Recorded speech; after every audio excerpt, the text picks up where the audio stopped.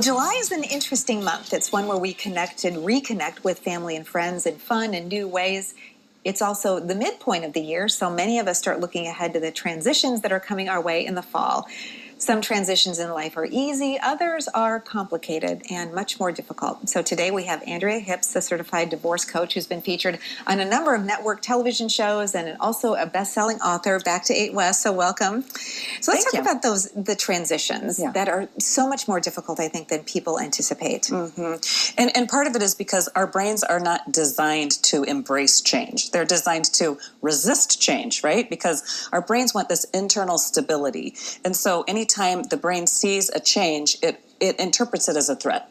And then that kicks us into sort of a nervous system override, and things start to feel very unsettled. We go into our worst case scenarios. We start to feel really vulnerable, and that's when things start to break down for us. And you're a divorce coach, and so obviously that's a major change, a major time of transition for people. Yeah. But these concepts really sound like they're applicable no matter what season in life you're in and what the status is of your relationships. Is that what you find with people? Right. I think everybody has a portal to their best self, and it usually involves some version of a change, right? And so we have to learn how to act as though we wanted that change, even when we didn't want it. Yeah, and so when we think about making a change, if people are thinking, well, I'm not going to do anything different, and so that means I'm not having a change, are things changing whether you want them to change or not? Absolutely. And I think most of us don't realize we don't have the luxury of having one change at a time. Many of us have, change upon change upon change. And so we really have to start developing a protocol that learns to welcome the change and really start to get in a posture that treats change as a healthier part of our lives, as opposed to something we want to rush through and get to the end of, right? Because that's our favorite part of change, is when it's over. When it's over, exactly. But then the next change is just getting ready to happen. Exactly. So, welcome to this kind of ongoing cycle of change that happens. Yeah. So are there specific tactics and strategies that can help us be more successful as we make those transitions? Absolutely, absolutely. There's sort of a 3-step process I ask my clients to go through. The first is just to label it, which seems a little bit basic, like this is the part where I launch my kid into high school. This is the part where we move the parents to assisted living. But when you do that, the brain likes to think, oh my gosh, everything's falling apart. And labeling it puts it in a box, puts it in a spot where it can actually do some work on it, as opposed to doing the sort of resisting and worst case scenarioing. Right after that, you can move into listing. Listing is the part that everybody's actually probably already good at. It's the external tasks of change. In order to launch my kid into high school, we need to talk about transportation. We need to talk about responsibilities. We need to talk about finances. We need to talk about scheduling and supplies, right? Those are the things we do well. It's the last part, which is looking inside, that people don't do, and to their own detriment. And so do you advise people to, you just walked through a number of great lists. Mm-hmm. Do you actually recommend that people maybe physically write them down so that they'll be able to see them? Yes. Write down the label, write down the list. And then the last part, which is really looking inside, is the part where if you don't do it, you feel like you're in that permanent state of discomfort, right? When you're just like, well, I got mom into the assisted living. Why do I still feel so poorly? I got my kids started in high school. Why do I still have so much unrest inside of me, right? And so it's that last part. It's the internal reorientation that needs to happen in order for people to feel comfortable after their change is over. So some questions you can ask yourself are, what do I need to let go of? Who do I need to become in order for this to go well? And what would it look like at the end if I did this really beautifully?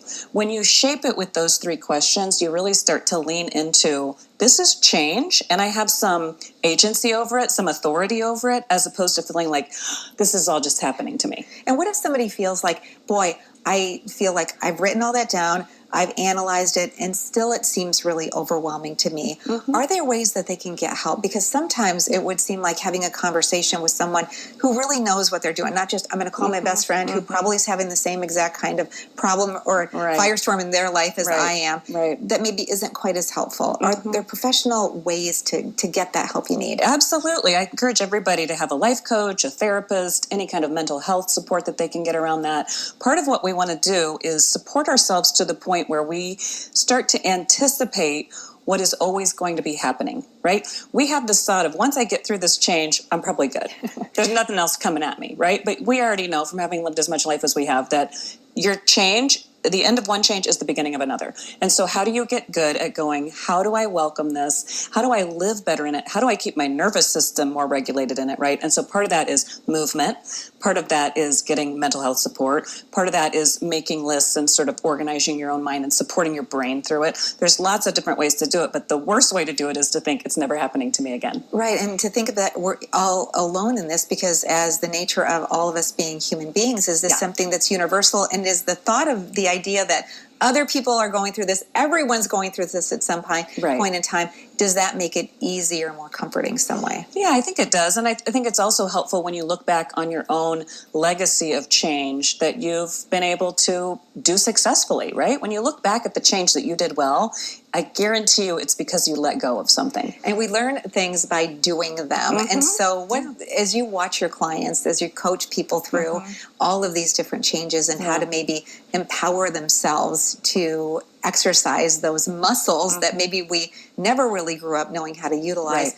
Do you find that it's a whole evolution in someone, and that, boy, they become just brighter, more confident on the other side? Absolutely. Yeah, we were just talking earlier, but I wrote a book called The Best Worst Time of Your Life. And it's often pain that causes us to let go of something that then allows us to become something we never knew we wanted to be, but we're actually more comfortable being. Right? On the other side of pain. And there's a bright light at the end. Always, yeah. Always a bright light at the end. How would people connect with you? Does your website have some great information? Yes, I'm at AndreaHippsDivorceCoach.com. There's 2 P's in hips, and I help people through the beginning thoughts of, should I be getting a divorce? How can I support my relationship better? To the messy middle, to people who are 5 and 10 years out still trying to resolve what that process was in their life. And your book, can people get their hands on that? Absolutely. They can get it on any bookseller, or they can get it on my website as well. Fantastic. Well, thank you so much for stopping by eightWest. Really appreciate it. Thank you for having me. And we'll be right back with more eightWest. Don't go away. Are you West?